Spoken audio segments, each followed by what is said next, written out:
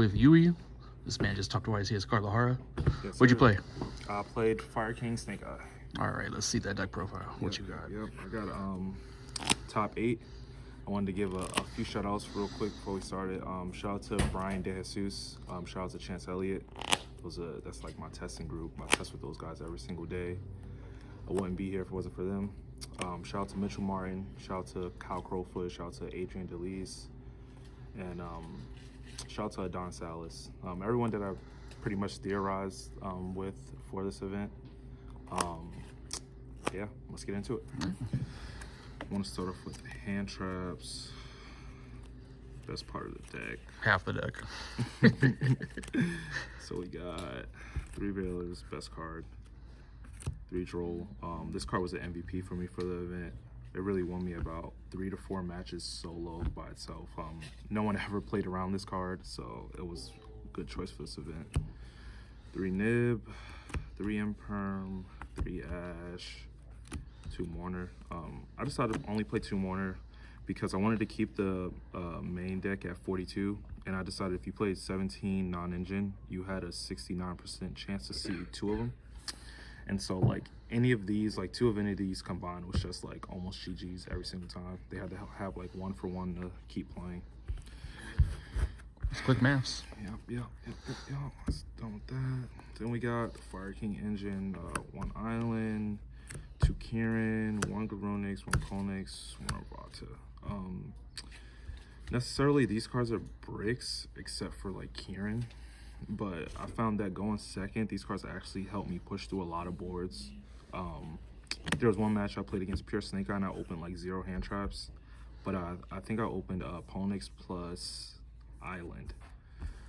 And then full like Snake Eye cards, and I was able to break the board in OTK. So these cards are just cracked. Never taking them out my deck. Fire King variant only getting stronger. Only getting stronger, baby. 3 Wanted, 3 Die Blesser, standard. I just wanted max consistency since I was at 42.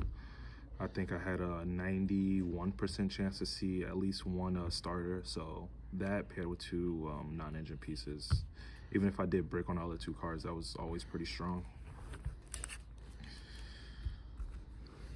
We got 1 Temple, 1 Sinful Spoils, 1 for 1. These are the 1-of spell cards in my deck, plus the Island. Yeah, don't need to be explained really. And then for the best engine in the game. Very, very standard. And then 3 Bonfire. Why the 2 Poplar? I just feel like it's standard. You never, you always need another one, you know, on the crackback. And then I tried to side 1 out actually, and I hated it. So I just never made that mistake ever again. But yeah, pretty standard. Best cards in the game. These cards are broken, and these cards wasn't touched for the ban list, so I'm going to be playing these cards for as long as I can. Another 4 months at least. Go to the extra deck. Everything's here pretty standard. We got 1 Whale. I know a lot of people cut this card, but this card was amazing. This card helped me play around Lightning Storm, Cosmic, just a whole lot of blowout cards. And then having this card in the graveyard is really good too, because if you end with Kieran in hand, and then like let's say you Princess pop a card in one of their cards and Princess still on your field, if you Kieran pop the Princess, you can banish this and get a non-targeting pop. And a lot of people really forgot about that, so this card also won me a lot of matches. 2 Princess, standard. Always needed the second one. There was, I think, 4 times specifically when I went into the second one, but other than that, I don't know. It's just always felt really good to have. So yeah, never cutting that. 1 Dark, 1 SP, 1 Link Karibo. Post ban, I think I'll just switch this out for Anima. Yeah, not much to talk about there. We got the combo to go for game, Radiant Phoenix, Zelantis. This won me just about every single match.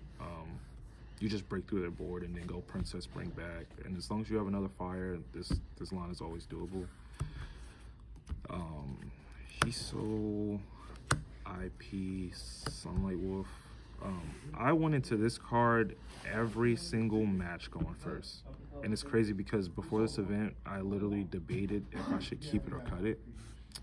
But yeah, it just made me feel stupid because this card is amazing. I drew in hand traps literally every single time I use this card. Like, I don't know how doable it will be in the next format, but yeah. One Goddess. Shout out to Mitch for this card. This card actually won me my match against Dinomorphia because they ended on the Rex, but I had a lot of bodies on field, so I was able to just summon over it and not activate any effects. And then I just attacked over him for game because his life points were only at 2,000. And then one Apple, one Hida, one Phoenix. Amazing cards, don't need to be explained. Phoenix specifically won me so many matches because you just out the back row before you start playing, and you know, they're just stuck looking there. And then into the side, honestly my side deck didn't perform too good for me this event.